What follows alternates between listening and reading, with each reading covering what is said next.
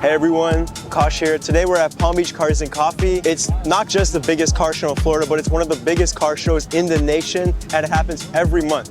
This one's especially important. It's gonna have way more cars this month because it's the 10-year anniversary for Palm Beach Cars and Coffee. It's gonna be loaded, and like usual when I'm at these car shows, I have no idea where to start, so let's just get into it.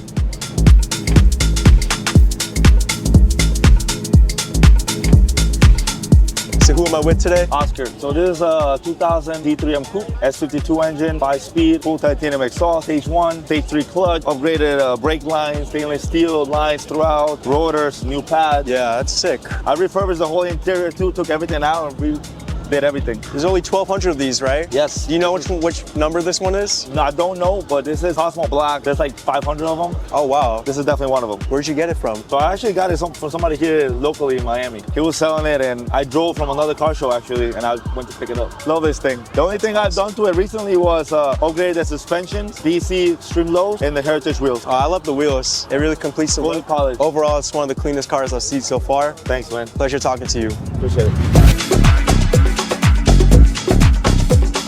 My name is Ping, 99, Silvia S15, an RV25 swap, all the bells and whistles, precision turbo, E85, big injectors, stock motor, makes like 600 horsepower, 470 pounds of torque, like 20 pounds of boost. Got a Vertex kit on it, Vertex hood, all the carbon splitters. So you imported it, I'm guessing, under a show and No, display? I bought it here.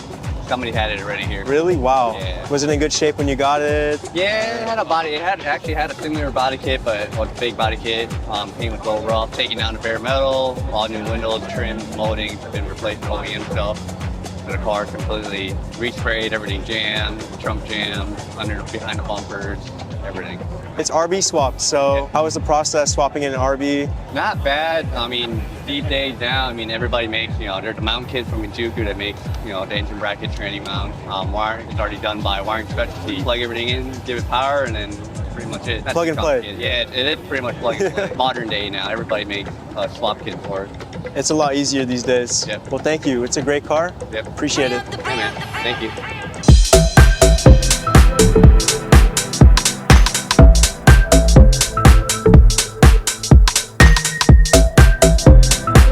Name's Cody. The S13, it's got a fully built SR, GT2871R turbo, ISR fuel rail, ISR intake manifold, full OEM aero kit, lowered on Blitz 03s. Pretty simple setup, takes around 420 to the wheels. It's sick. Do you take it racing, drifting, anything? Nah, it's just my car, show car, weekend car. Show car? But don't try to beat on it. Try to keep it as clean as I can. No, it's awesome. What's the specs right now? Makes 420 wheel and like 350 torque. That's clean. That's perfect. Yeah, perfect little car to rip around for the weekend.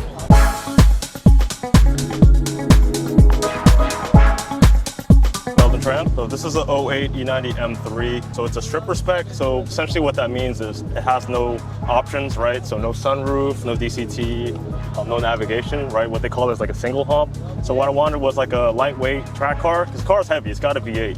Right. So I was looking for something lightweight. Why I chose this car, I used to have an F80 M3. Love that car to death, but the problem is it was lacking soul. With this, it does have a V8, a high revving V8. So it just sounds like amazing. As far as mods, the way I modded it was just to keep it like tracked. So it does have a GT4 front lip, BBS E88s, AP Racing brake kit, Recaro seats, RTD chassis mounted short shifter, and a Laptor exhaust from Japan.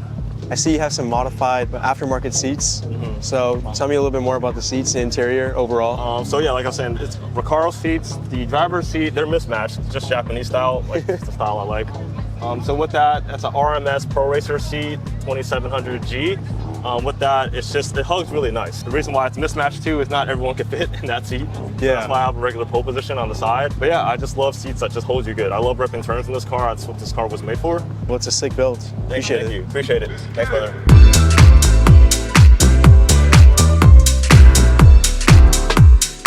JR from GT Motor Cars. So this is 959. These were made for Group B racing and FIA. So they have the rally racing, so you have the 288 GTO, Lamborghini Countach 959 made for it. Group B racing went away, but all the manufacturers still had production cars in process that had to be homologated. The 959 was definitely way ahead of its time. Porsche lost about $400,000 per car when they were produced. They were all pre-sold, but they weren't all manufactured yet, so we didn't know what the whole process was going to cost. They weren't allowed for the US market because Porsche didn't want to give up 4 cars for crash testing. So obviously Bill Gates made these famous, tried to get them in. Bruce Canepa was the one that kind of got these in with the show and display. The 959 was the car that was the first show and display car. So they made 292 cars in total. They made 29 sports, the rest were comforts. The comforts had the adjustable suspension, leather interior. Cars were way ahead of their time. First production car to have tire pressure monitoring sensors on them. Adjustable suspensions, the only car to race in 24 hours at Le Mans, and the car rally. Definitely the first real Porsche supercar in my opinion. You know, a lot of technology made its way out of the cars 15, 20 years later. It's definitely a prototype for what became the Carrera GT, the next supercar from Porsche. Yeah, absolutely. So tell me a little bit more about the Carrera GT So here. the Carrera GT was really the next supercar after the Porsche 959. These came out 2004, went to 2005. Obviously made famous by Paul Walker, you know, our generation, Steve McQueen. Amazing cars to drive.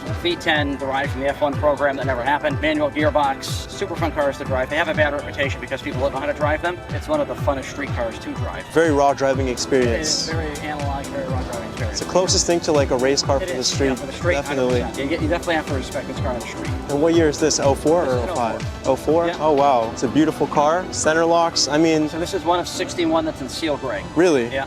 That's awesome. Because most of them that I see are silver. Yeah, most of the Arctic silver. You have seal gray, you have black, you have yellow, red. I've never seen in this color before. Yeah, Beautiful so piece. Appreciate Thank you guys you. stopping by.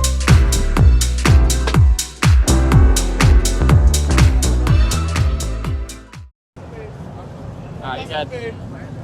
That's sick. Good. It's a monthly car show that happens every month. Hold on.